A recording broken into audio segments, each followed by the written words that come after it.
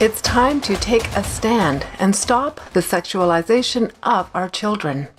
Action for Canada has created a notice of liability to assist you. The title of this NOL is Facilitating in Exposure of Minors to Sexually Explicit Educational Resources, Activities, and/or Events. The United Nations has mandated that all member nations implement the Comprehensive Sexuality Education Resource. CSE is a learning platform that was developed within the context of a program developed by UNESCO. This so-called resource sexualizes children at the earliest ages possible, and it's no surprise that it's causing great harm to our children, as well as attacking the traditional family unit. According to Section 163.1 and Section 152 of the Criminal Code, as well as the Canadian Centre for Child Protection, it's a criminal offence to sexualize and exploit children.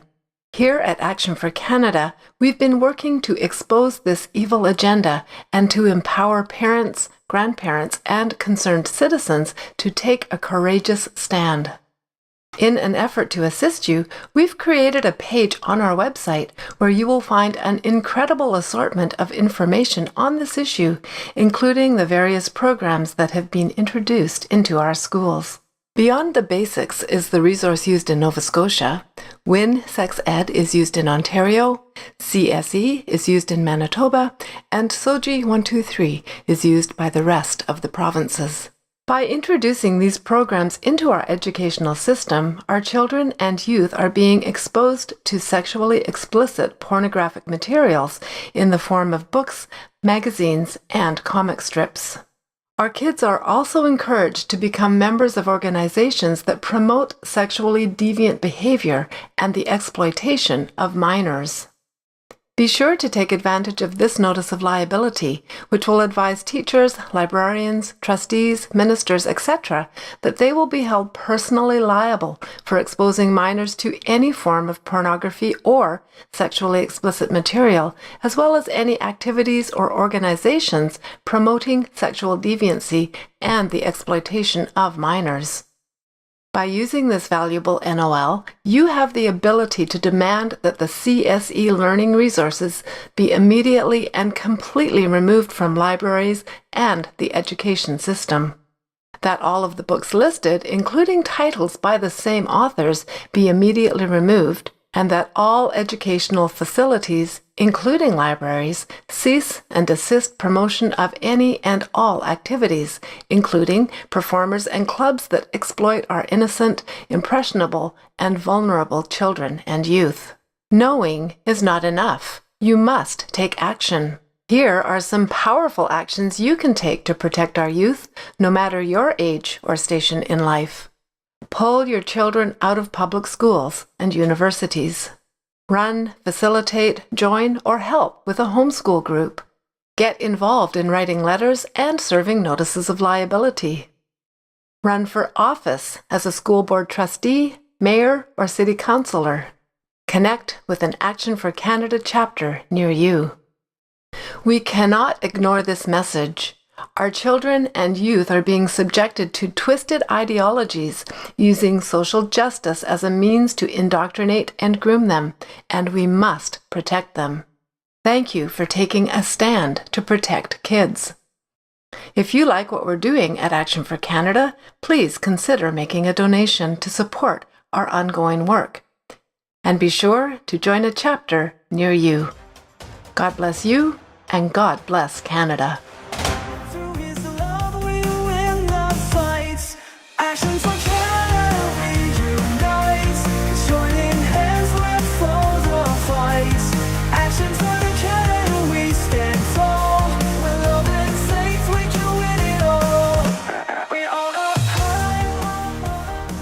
Here we are on the last Wednesday in August. We hope you've had a great summer so far. Welcome to tonight's show. It's good to be with you once again. We're so pleased that Dr. Charles Hoffe is joining us tonight. The title of tonight's show is Vindication. The Truth is Prevailing. It's Wednesday, August 26th, 2026, and this is the Empower Hour. Action for Canada is a national movement reaching out to millions of Canadians and uniting our voices in opposition to the destructive policies tearing at the fabric of our nation. Through call to action campaigns, we educate, equip, mobilize, and empower citizens to take action. We are committed to protecting faith, family, and freedom. A reminder that this coming Tuesday, September 1st, 2026, Justice Brianna Hardwick will be delivering the oral reasons for her ultimate decision regarding the legal action between Tyson Cook and Action for Canada. We're requesting that you commit to praying for Justice Hardwick, that she will stand firmly on the side of truth, that she will safeguard the innocence of children and stand up for biological girls and women, and that she will not cave into pressure from special interest groups and radical ideologies. There's still time to contribute to the Legal Action Fund to help cover the $30,000 cost associated with the court proceedings. So thank you for your prayers and financial contributions. And as always, thank you for standing with Action for Canada as together we advocate for faith, family, and freedom. Action for Canada is on the front lines of bringing public awareness and relevant resources to citizens all across Canada, and leading the charge is Tanya, the founder and leader of this national movement. Many of you became aware of Tanya's work during the 2020 COVID lockdowns, but she's actually been working for over 11 years, standing up, sounding the alarm, and educating fellow Canadians about government malfeasance and corruptions. On behalf of the team here at Action for Canada, I want to say a great big thank you to Tanya for all the hard work she's done over the years as she speaks out and educates us on so many different topics. Will you please all help me welcome Tanya Gaw. Hello, Tanya. Well, hello, Heather. Thank you for that. I feel blessed tonight.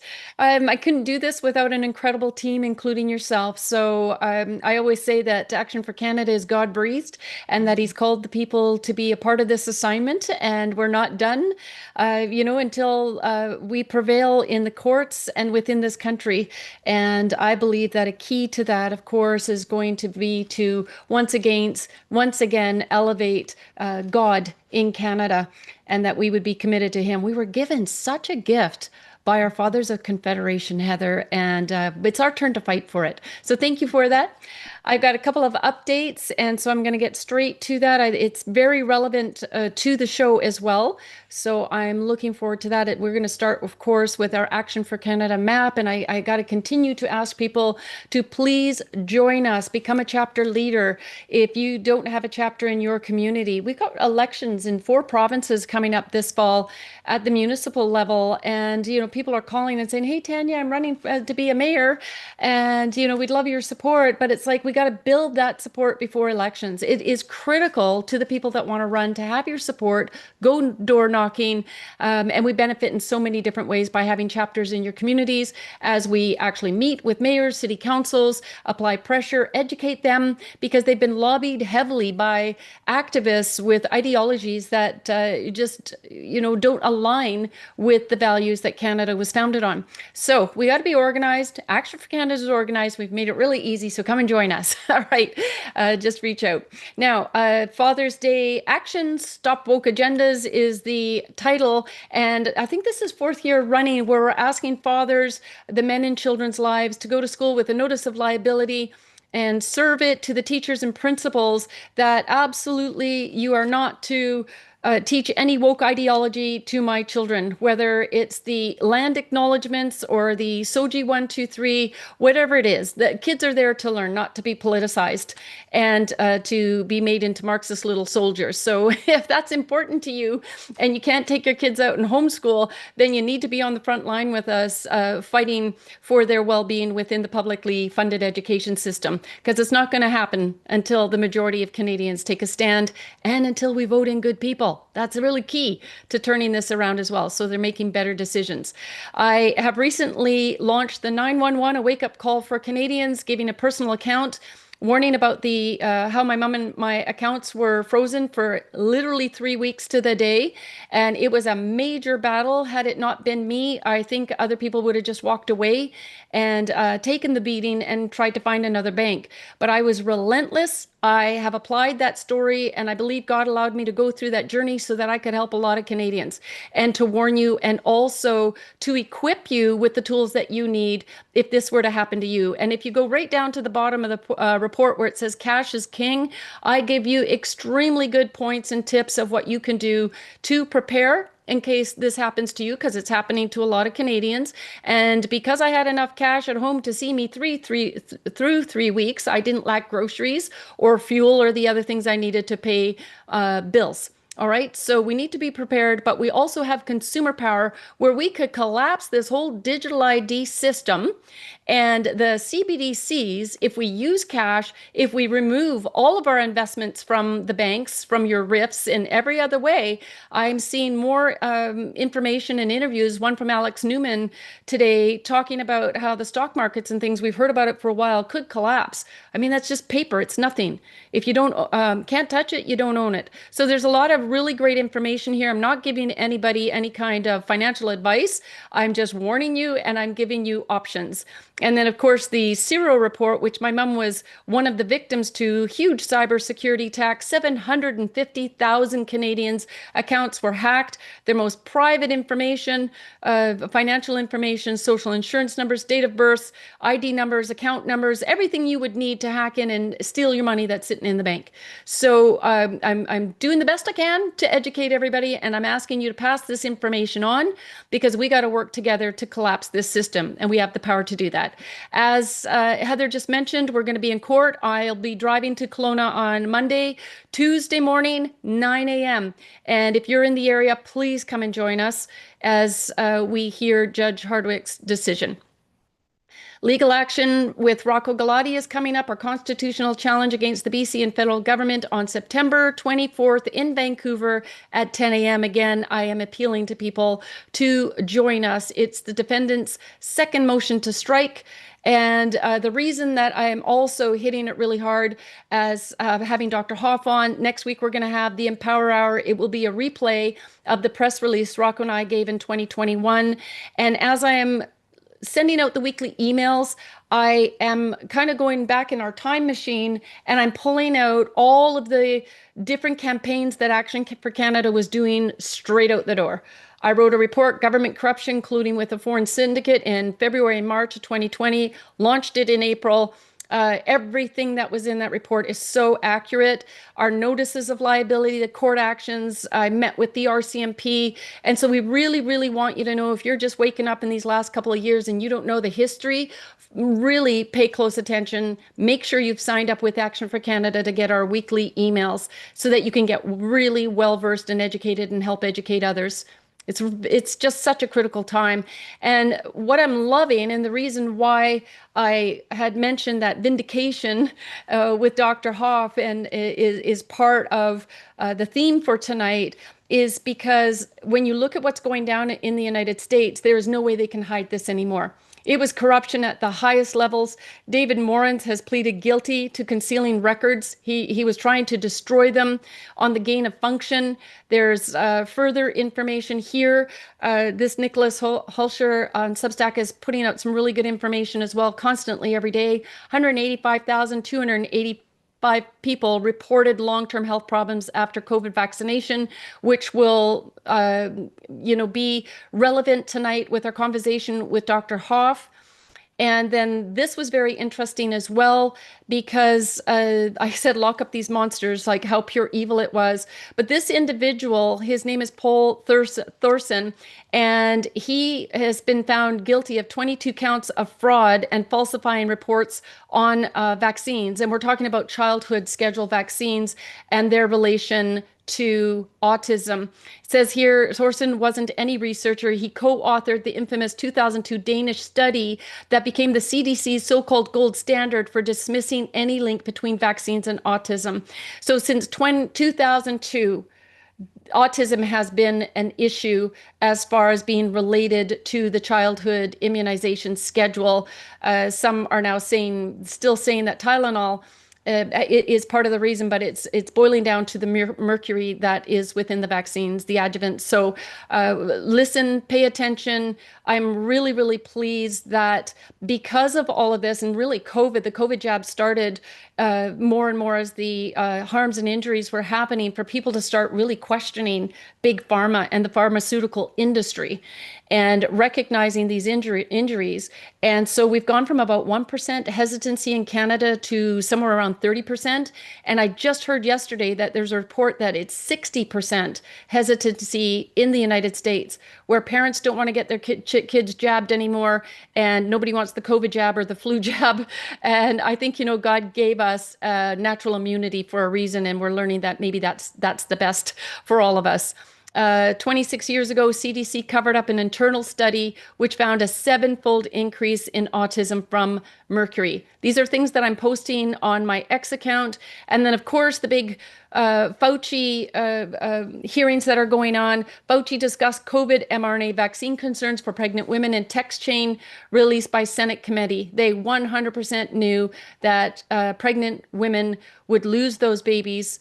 And it's just the most tragic thing. Years ago, Action for Canada, I don't know what year this, I think this was 2022. We had Dr. McCullough on, and within that, we were reporting on the shocking rise in NICU babies and fetal death.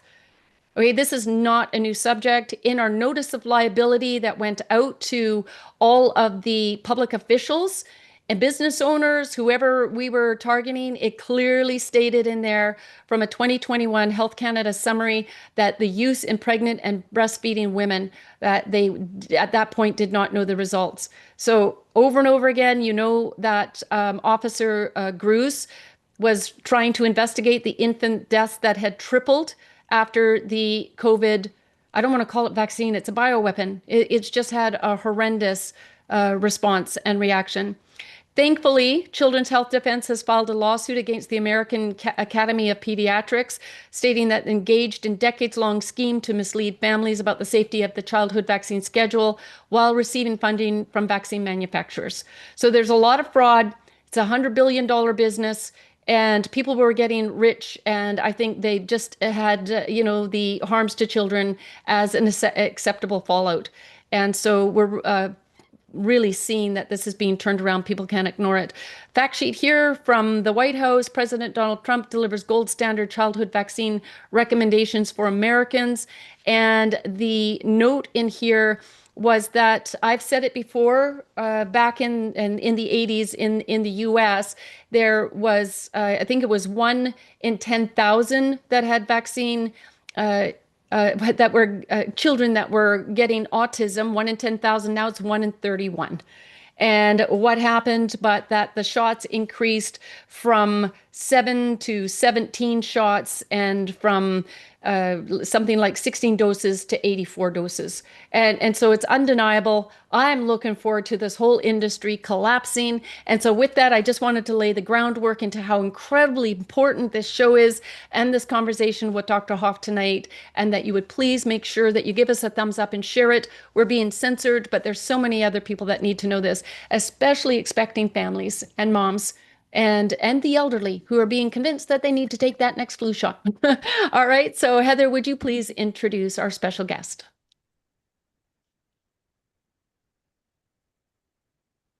Many of us first became aware of our guest, Dr. Charles Hoffe, when he wrote an open letter to BC Health Officer Bonnie Henry in 2021, expressing his concerns about adverse reactions in some of his patients after they'd been given the Moderna COVID injections.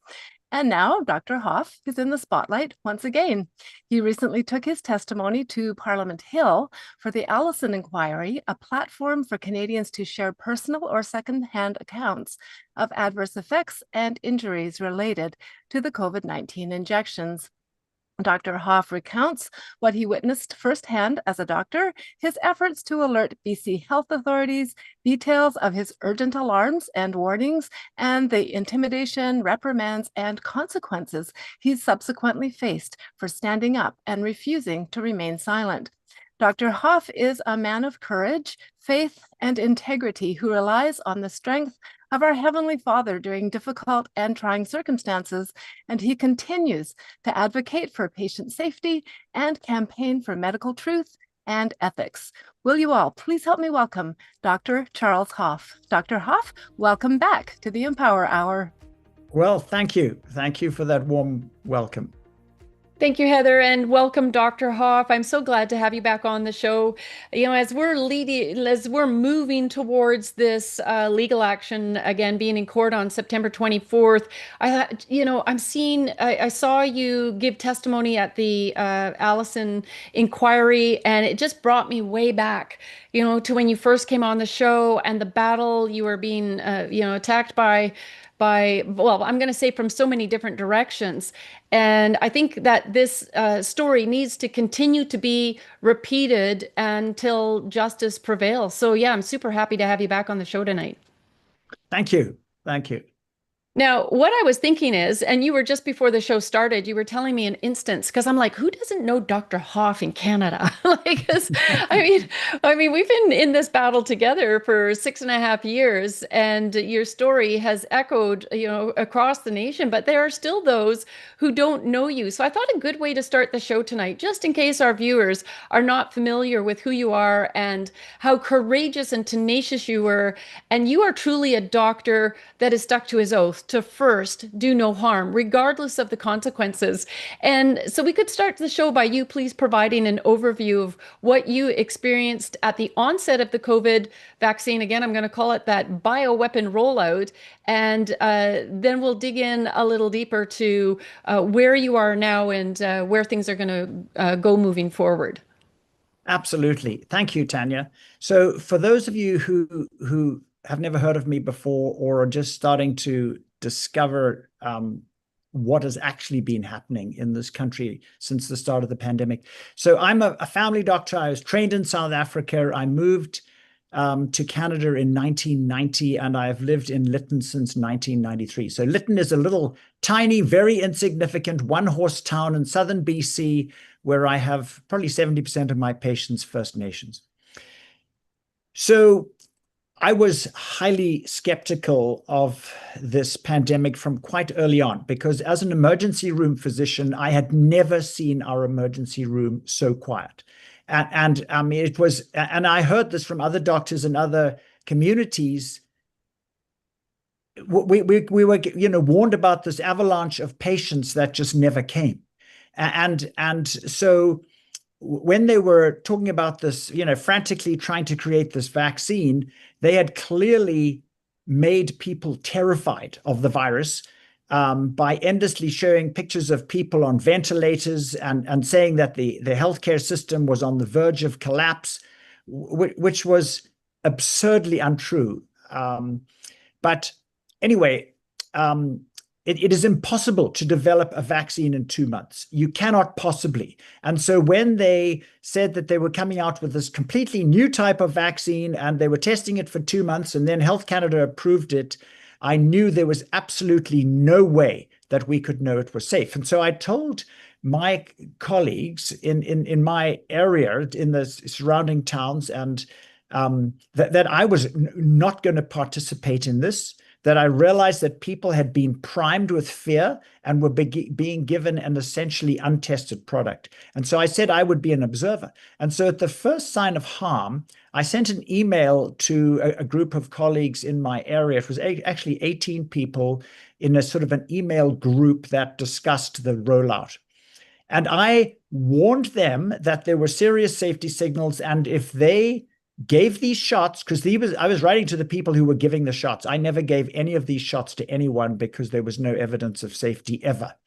But I warned them that if they were giving these shots to people and not warning them about the known safety signals, and they were evident very early on, mostly with terrible blood clots, that they were personally liable. So I warned them of their personal liability. And so I then got one of those people, reported this to the authorities, and I was reprimanded. I was told I wasn't allowed to say anything negative about the vaccines, that I wasn't allowed to discuss them with my colleagues, and that If I had any questions, I needed to send my questions to the medical health officer in charge of the rollout, but I was not to discuss it with my colleagues. And they were sending this as a complaint, this email as a complaint to the college against me, because they said I was putting people at risk by creating vaccine hesitancy.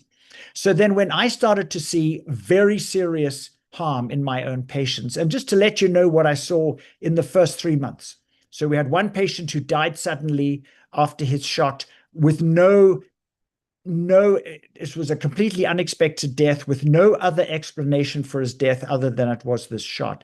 And then I had 3 people within 3 months, 3 people who were permanently disabled and a bunch of others who were seriously harmed. So I sent a letter to that medical health officer that I was told to communicate with to say, please, can you tell me what is the mechanism of injury? In other words, what's going wrong with this and how do I treat it?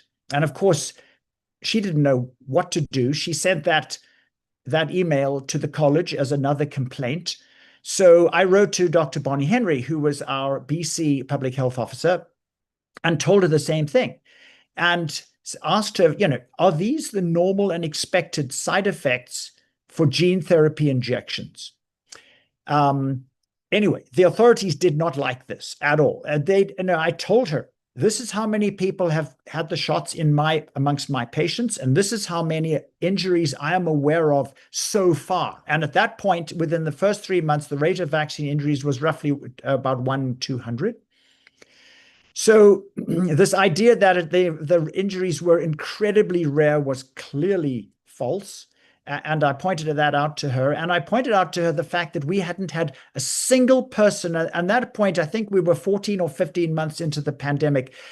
We had not had one single person in our town needing any medical care for COVID whatsoever. And now we had these, people dead or disabled from the shot that was supposed to be keeping them safe. So I was referred to her top vaccine safety specialist, who assured me that these were all coincidences and that these couldn't possibly be from the vaccines, and that I needed to submit the vaccine injury reports. So I said, but that makes no sense. If these are not vaccine injuries, why would I submit vaccine safety reports? Anyway, she didn't have any answer for that. She just said, just submit the report. So I started submitting the reports. Eventually, after I submitted 14, and every single one had been rejected by public health, who insisted that these were all coincidences and can't possibly be from the vaccines, I gave up trying to submit reports and started to try and figure out on my own what was causing the injuries. And so I started doing a blood test called a D-dimer test, because I was suspicious that these injuries were being caused by microclotting.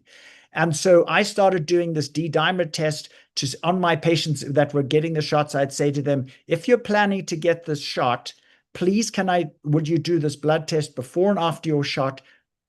Blood test before and 7 days after, to see if you get any microscopic clotting that you might not even know about.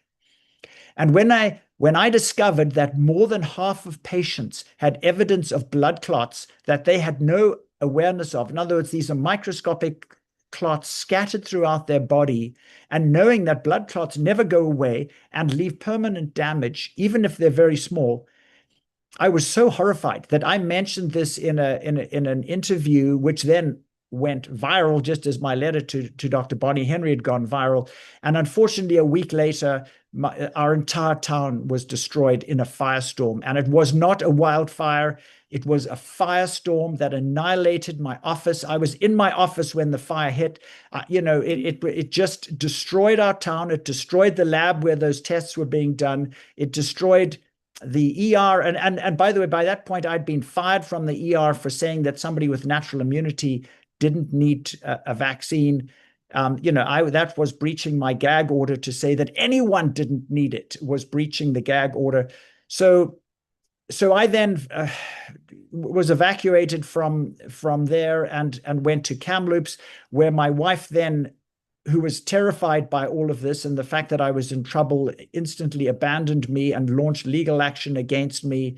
And so when I then told my patients, okay, I can't be in Kamloops anymore, I'm going to my cabin. And so then I received another complaint from the college that I had abandoned my patients and gone to my cabin. And so, the thing is that everything in my life was collapsing around me.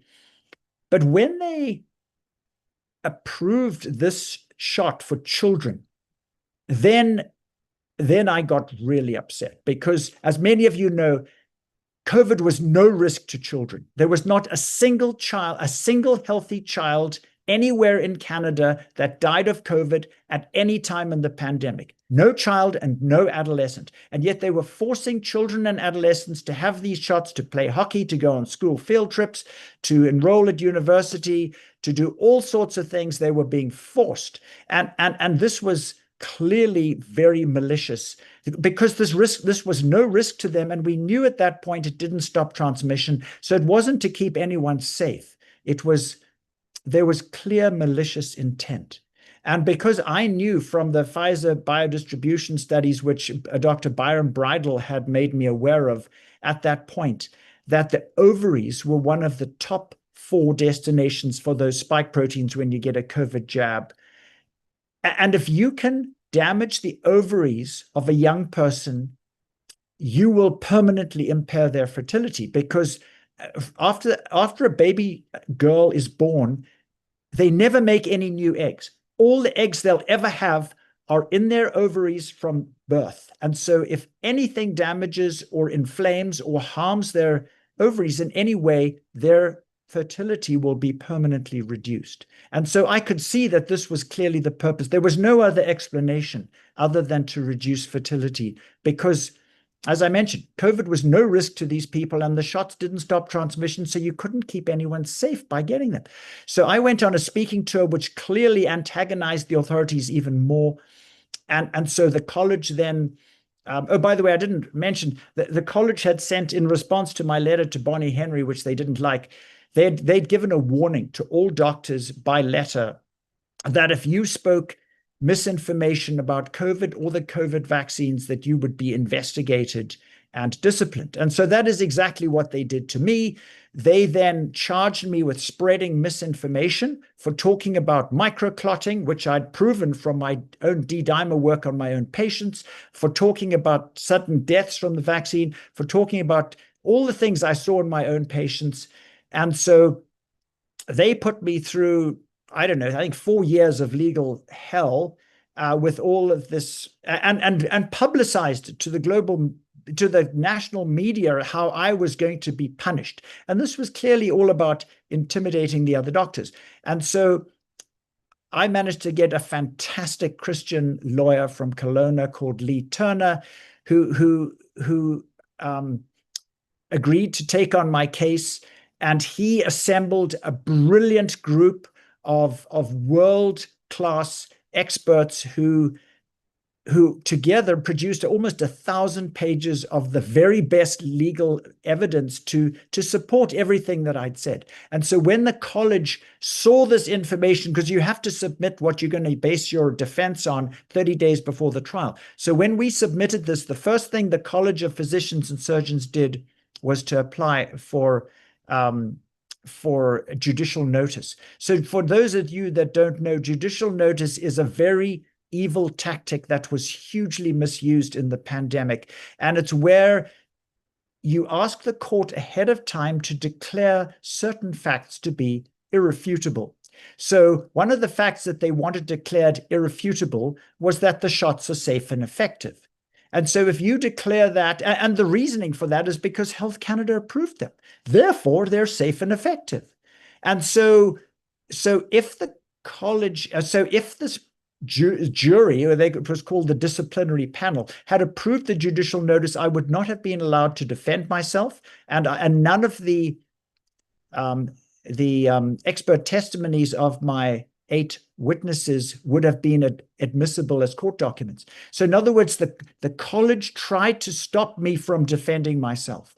And I prayed for those members of that disciplinary panel every day. The Bible says, love your enemies and pray for those that persecute you. So I loved these people and I prayed for them every single day that they would turn out to be just and honorable people. And God answered my prayer, and they turned out to be just and honorable people. And they refused to grant judicial notice. So the college then tried to reschedule my trial, and they did it twice for a time when they knew my lawyer couldn't be present, because they knew that Lee Turner was brilliant. And so when I then appealed, I said, this is not fair. I'm allowed to have the defense of my choice. And so once again, this disciplinary panel turned out to be just and honorable people and said, no, Dr. Hoffe is entitled to his own choice of legal defense.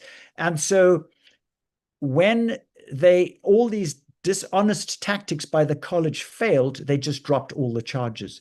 And the only reason that they would give, they've refused to give the real reason why they dropped them. But I mean, I think we can see that the evidence was overwhelming and they were going to be embarrassed. But I think the only reason they've actually given is saying that this process has actually fulfilled its purpose of acting as a deterrent to other doctors who might think of spreading misinformation. So this is all about intimidation and suppression of truth. So sorry, it's a bit of a long story, Tanya, and I've taken too much time, but that's really how I got to where I am. Well, thank you, Dr. Hoff. It's just absolutely every time. I never get tired of hearing your story. And because it ends, it's ending, it's got a good ending. I mean, it's not completely finished, but that part of your journey. And so now that you've been vindicated before the College of Physicians, do you still have a further journey on this is there any further legal actions that you're part of, or are you operating as a physician again? Well, there have been so many people who have wanted to bring legal action against Dr. Bonnie Henry, or these people who we know knew about the evidence of harm and yet suppressed it, just as Tony Fauci has, did south of the border. And but yet these people appear to be protected. The judges just won't even hear the cases.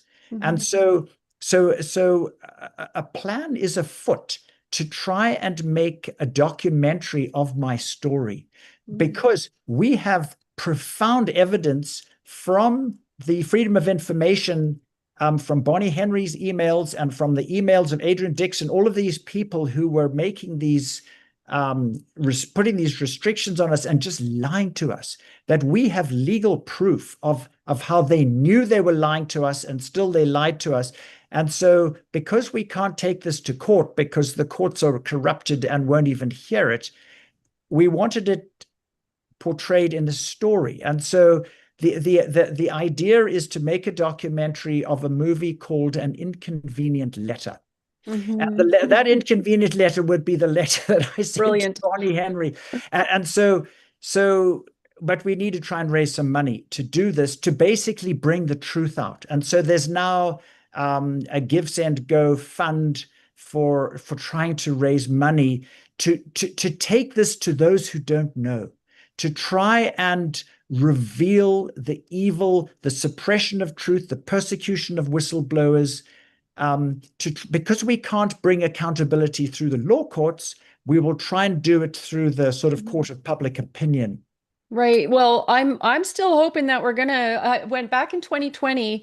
It was actually Ted Kuntz who had filed with Rocco the first legal action against the Ontario and federal government. And I was feeling compelled as well after Bill 19 passed here in BC. I mean, they fast-tracked that through. They didn't want to hear from the public. I knew something was up. So I contacted Rocco, but I was very nervous about raising that kind of money to do a constitutional challenge and move forward. And I was praying and praying about it. And God really clearly said to me, pursue justice and I'll meet you in the courts.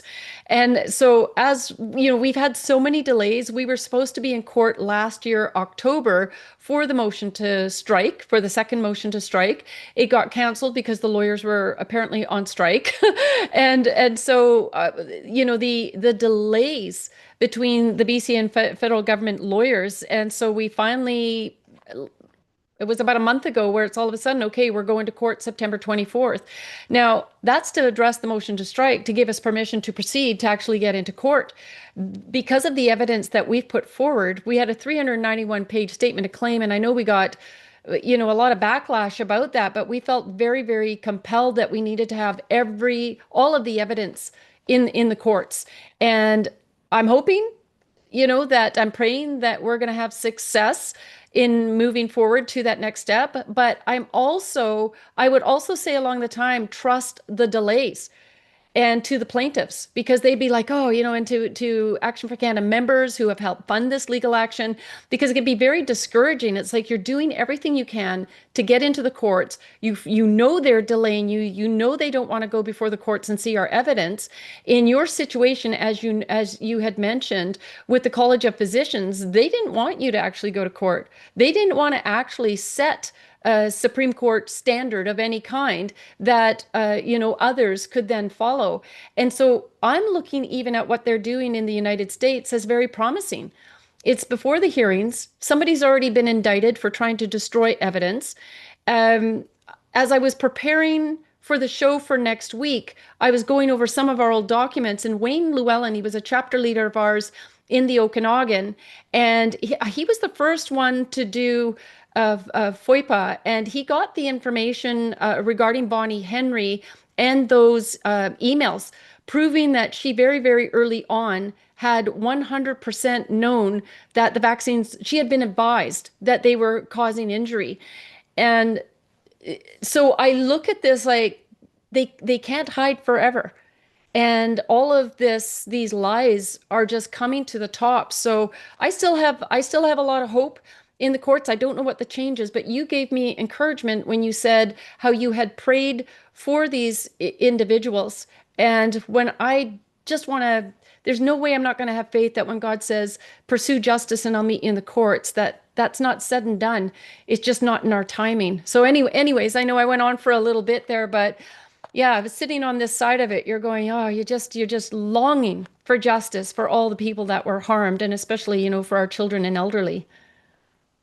Yeah, no, it is. And but one of the most encouraging things, and as you mentioned, trust in the delays, time and truth go hand in hand. The truth is coming out, and it's exciting that it's coming out. And what we see south of the border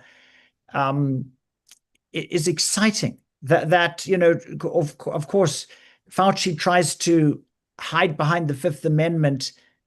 But it's wonderful, the truth that's coming out even from his diaries and from his government text messages on his government phone. Mm-hmm. I mean, and one of the fascinating things that has been revealed is that the key purpose of the lockdowns, the plexiglass, the hand sanitizer, the masks, the social distancing, the closed schools, was to delay natural immunity. I don't know if people have even seen this. This pandemic was all about getting everyone vaccinated. It wasn't about the virus. It was about the vaccine. The vaccine was a population reduction tool, not just to reduce life expectancy, but to reduce fertility. It's very clear. And so because they needed to pretend that they were working on the vaccine, and then they would pretend that they were testing it. And Moderna, the first patent on the spike protein was by Moderna in 2015. They've been working on this for a long time.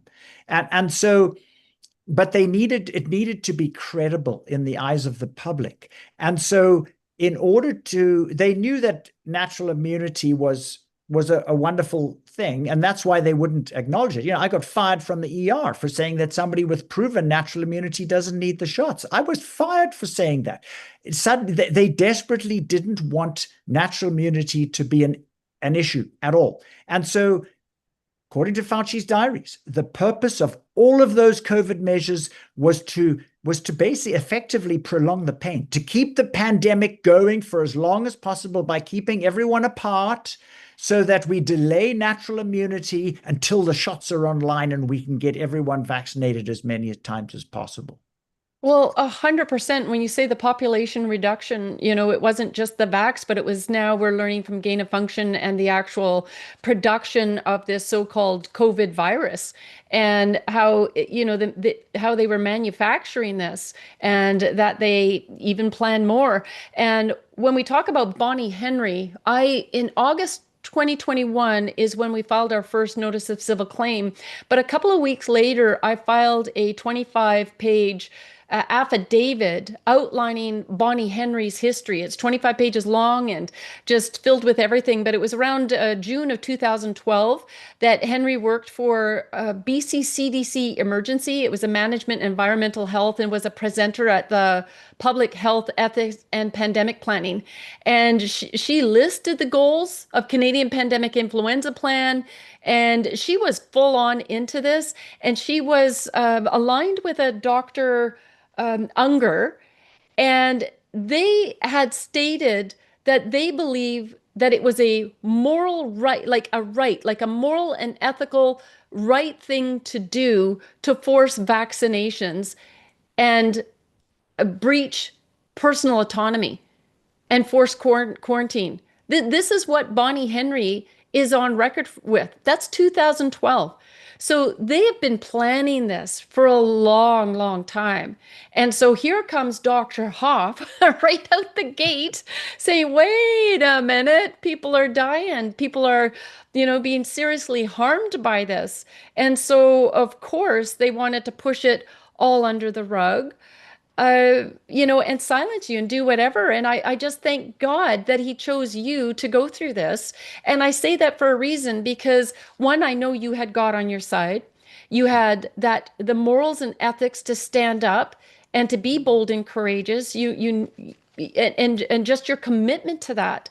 And where would we have been if you and that handful of other doctors, like Dr. McCullough in the US, who was also on the front line. We've got Dr. Trozy and several others as well. I think Dr. Trozy sold his house, preparing like they're going to come after me, and he was trying to protect himself and his family as best we can. So I want our viewers to understand that there was a lot of sacrifice that went on because this is a very, very evil cabal who are very, very serious about reducing the population. And they knew, correct me if I'm wrong, that I'm going to call it this bioweapon would attack the reproduction system in both men and women. Is that correct? Yes, it is. But in women, it's more serious because the damage is irreversible. In men,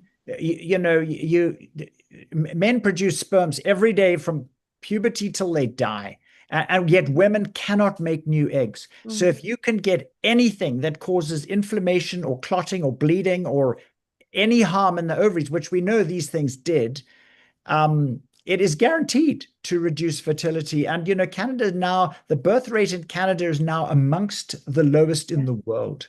It is this country is. I mean, that's why they're bringing in these foreigners like crazy, because the fertility has been devastated in Canada, and so they're replacing. Unfortunately, they're replacing Canadians with people from different cultures who don't hold to our values, which is tragic. But I think that's an issue for another topic. I think it's all working towards the one world government, where they're just trying to get everyone all mixed up. Yeah, well, the United Nations actually has that population replacement policy, but actually planned and within. And so, of course, what they want to do is destroy our Christian culture.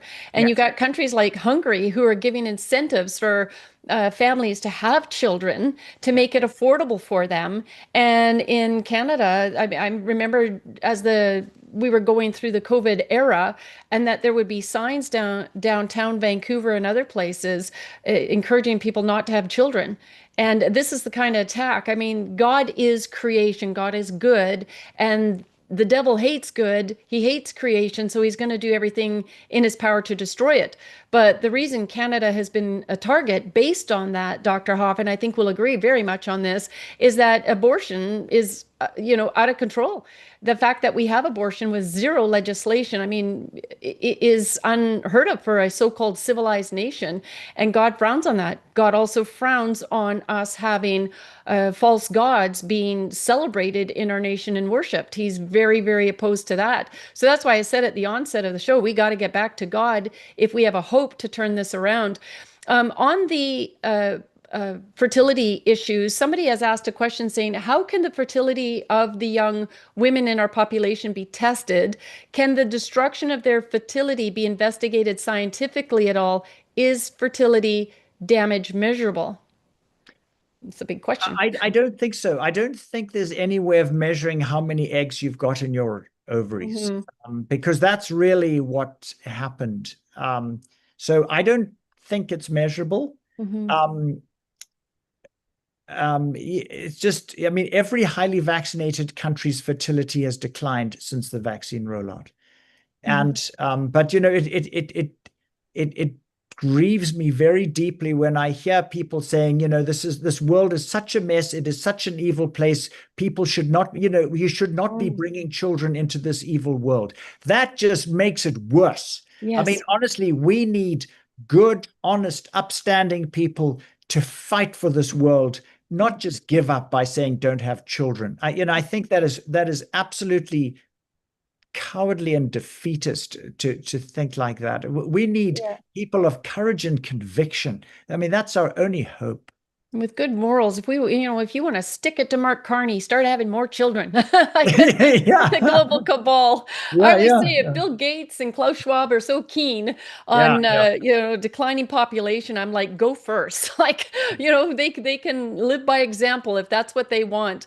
So a couple more questions. It says, Dr. Hoffe, what do you think about the new mRNA vaccine against Ebola that Canada approved? Could it be a new wave of injuries? And somebody even else asked, why is the COVID shot still being given? It's because they're not giving up. They have an objective. Hey, so what do you say? I didn't know about this Ebola shot. Yeah, so any RNA vaccine is not safe, and the states have approved an RNA flu vaccine now.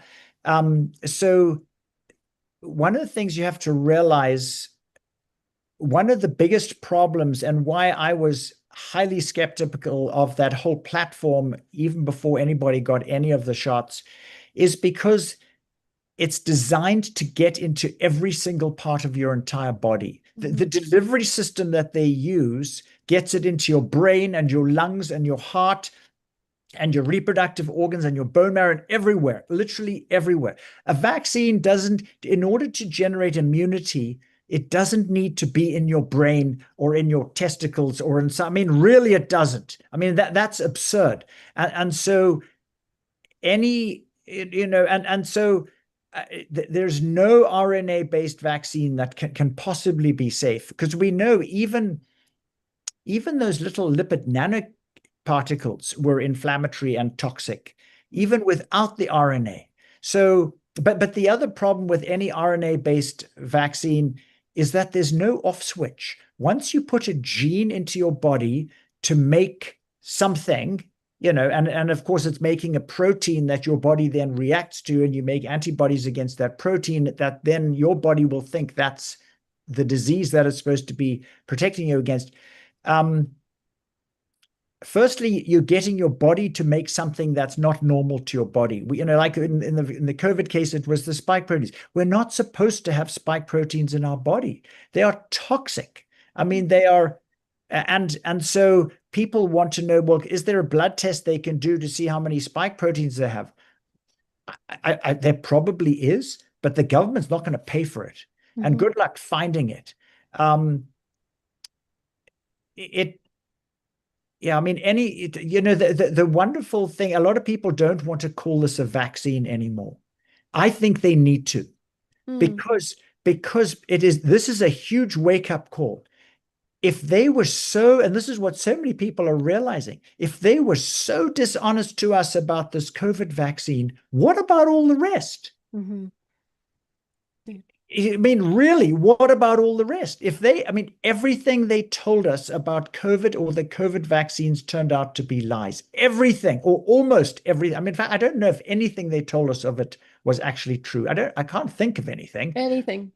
Well, and Um, so when we look at what's going on with our children being used as these pin cushions since the onset of vaccines, and I've had Ted Kuntz on the show with Vaccine Choice Canada, and they had this graph. I'll kind of put my hand up here, and it said this is where polio or other diseases, measles, were, and the vaccines were introduced when they were nearly zero, way down here.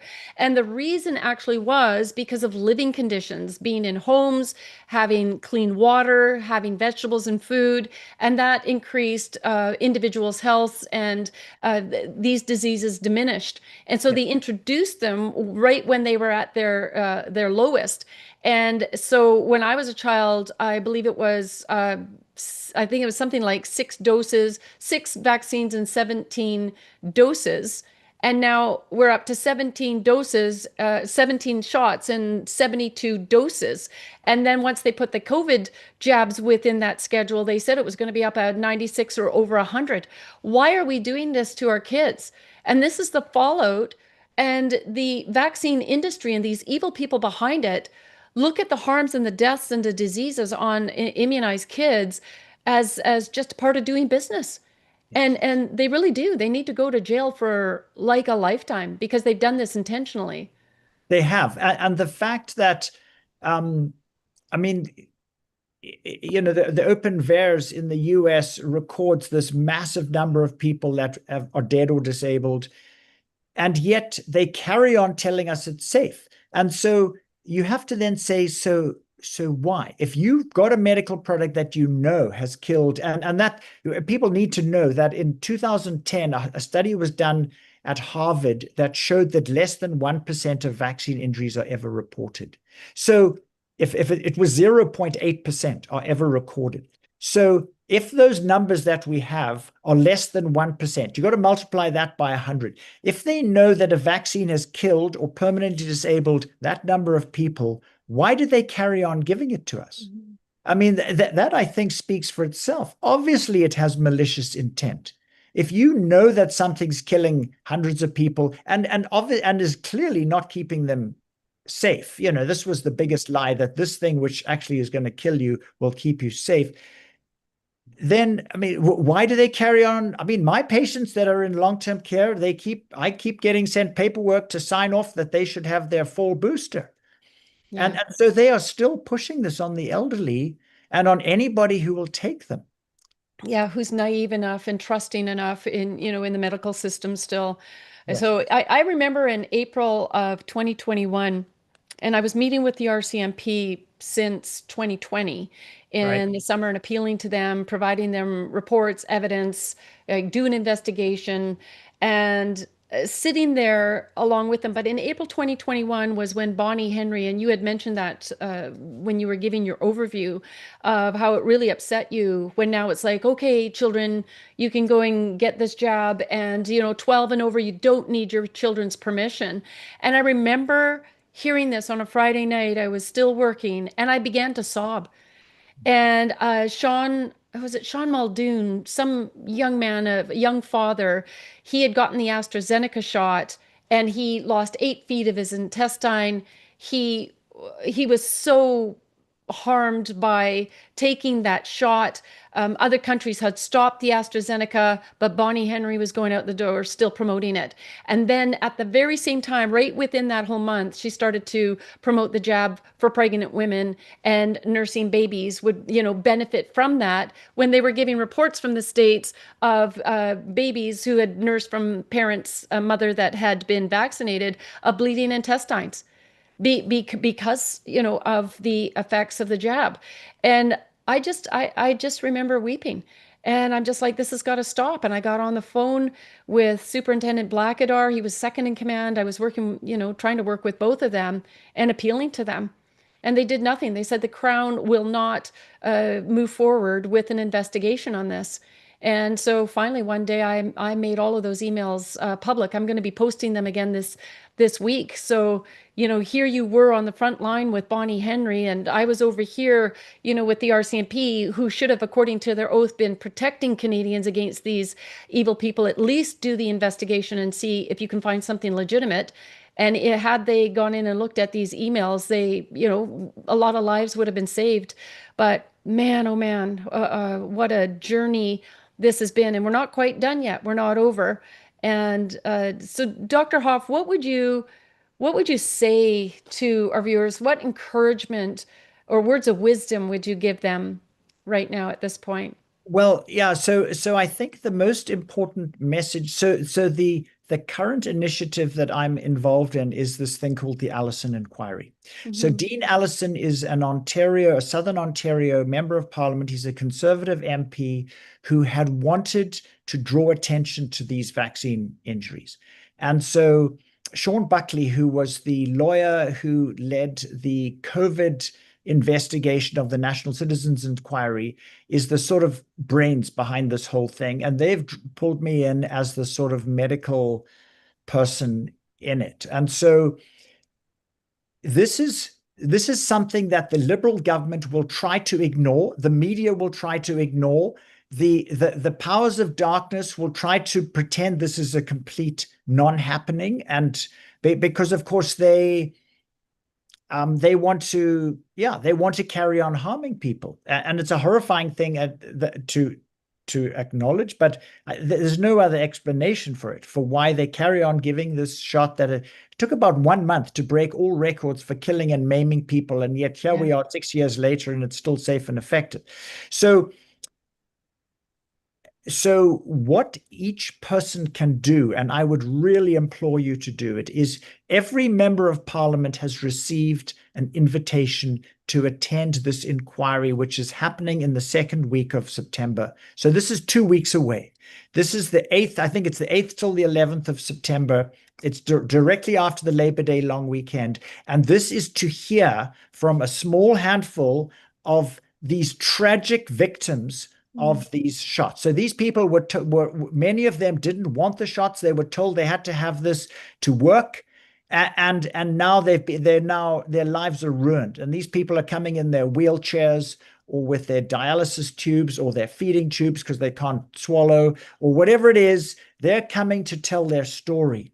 And so we desperately need people to contact your member of Parliament and make it aware to them that there will be thousands of people in their riding who are vaccine injured. Now, maybe none of them is actually testifying, but they are standing up for the tragic victims of this. I mean, this is the greatest public health disaster in medical history, this vaccine rollout. That's not an exaggeration. There's no other medical product that has ever done so much harm.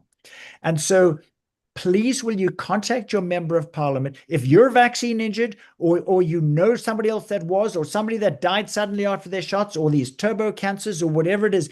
Please tell them, you are my MP. You have a responsibility to stand up for me in Parliament. You have a responsibility to advocate for your constituents. So please, will you firstly voice your public support for this and to attend, even if it's just for 1 day or a half a day. Just be there and support it, because this is your job as a member of Parliament, is to listen to your people and to advocate for them. So Okay, that's, so yeah.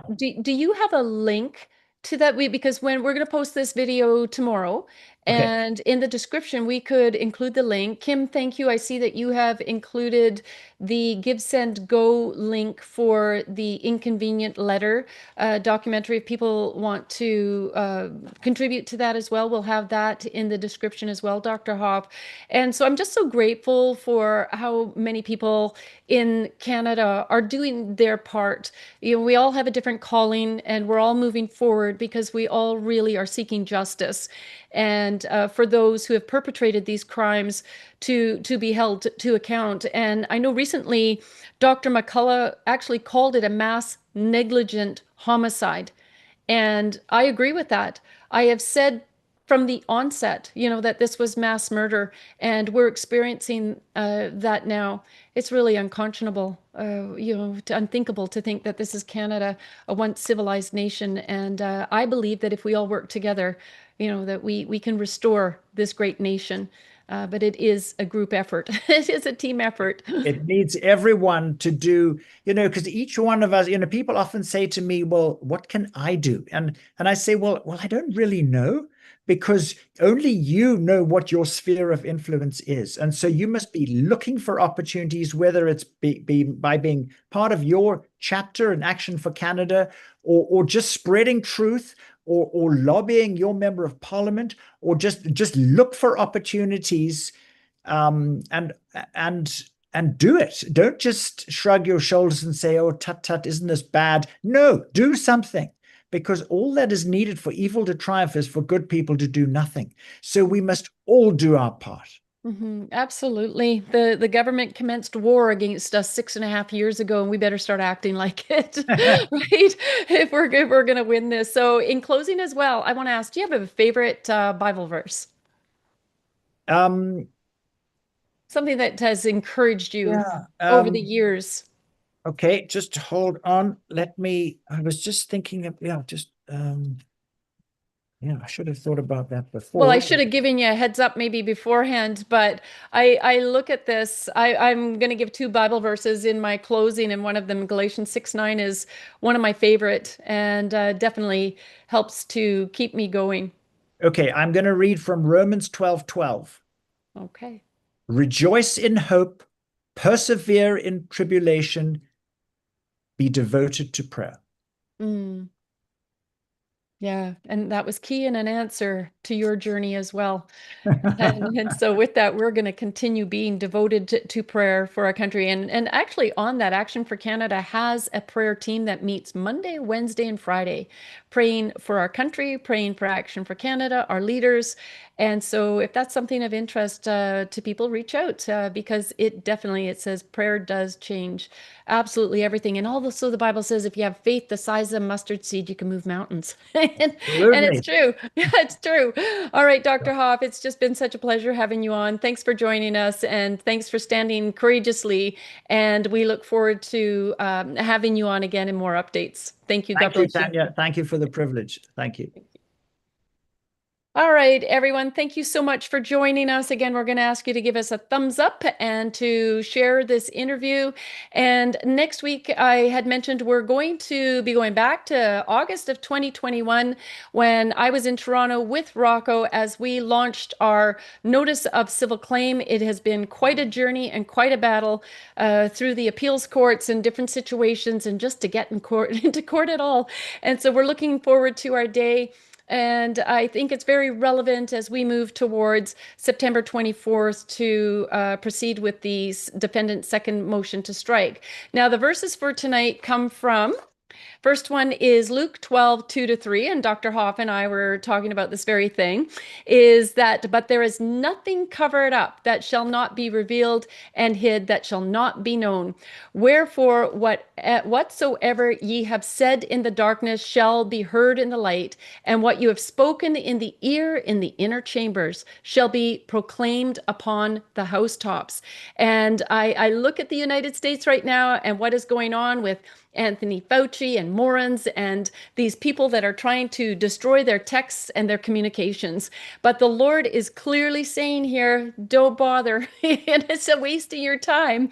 You better come clean because I'm coming for you.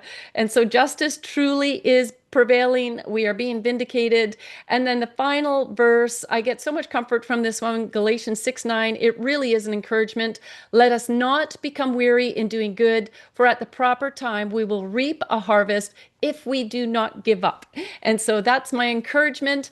And as Dr. Hoffe said as well, don't go the way of the globalists and to give up on life and say things look bleak and dim. Can you imagine how it was going through World War I and World War II? Think of people, everybody gave up back then, right? It's just that this is our time. This is our time to be uncomfortable and fight. And so the quicker you get involved, the sooner this will all be over. All right. Thank you for joining us. God bless you, and God bless Canada. In times of financial uncertainty, safeguarding your assets is increasingly important. In response to ongoing inflation, economic challenges, and market instability, many Canadians are adopting the timeless strategy of investing in precious metals. Historically, gold and silver have held their value, safeguarding your assets against economic turmoil. Action for Canada is pleased to announce our partnership with Steve of Sun City Silver, providing valued members of A4C with expanded investment opportunities designed to help you achieve your financial goals. Steve is an ally of the Freedom Movement, and he's offering members of Action for Canada exclusive access to some of Canada's premier prices. By leveraging his connections with Silver Gold Bull, you can access competitive rates for securing your precious metals. Silver Gold Bull is a trusted Canadian leader, offering live pricing 24/7 and boasting nearly 400,000 five-star reviews on Trustpilot. For an order of $5,000, be sure to indicate you're an Action for Canada member and receive a complimentary 1967 silver dollar, courtesy of Sun City Silver. Expand your collection further by referring a new customer who places a similar order, and Steve will reward you with a special bonus thank you gift. Your purchase with Steve is a dual investment. You invest in your future while simultaneously supporting the Freedom Movement with a percentage of each sale benefiting Action for Canada. For more information, be sure to visit actionforcanada.com/purchasing-precious-metals/. Secure your assets. Protect your future. Support Action for Canada and the Freedom Movement. The information presented is for educational and informational purposes only and is not intended to provide financial, legal, or tax advice, as we are not licensed financial advisors, accountants, or attorneys and cannot provide professional counsel. Be advised that the content and information provided does not create a client relationship. We recommend you consult with a qualified professional advisor before making any financial, legal, or tax decisions. Please note that Action for Canada is not responsible for an individual's financial outcome. Remember, your decisions are your own, and we recommend doing your own research before making any investment. Tanya.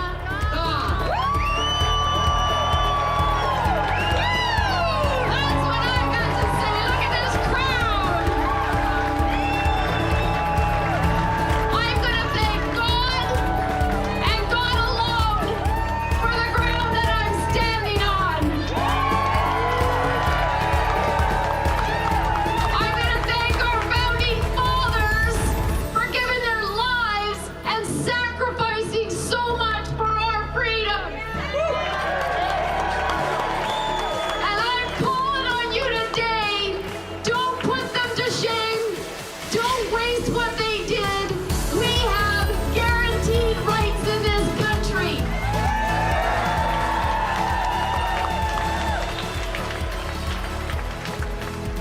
We're putting chapters across the nation. We are going to be in every town and every city, and we are going to build communities within these communities of like-minded people who are actually going to care for one another again and love on each other and give each other the help when they're down. We are going to use the teams and the people that build within chapters to support our businesses. The government's actions are completely 100% unlawful. Judgment will again be found on justice, and those with virtuous hearts will pursue it.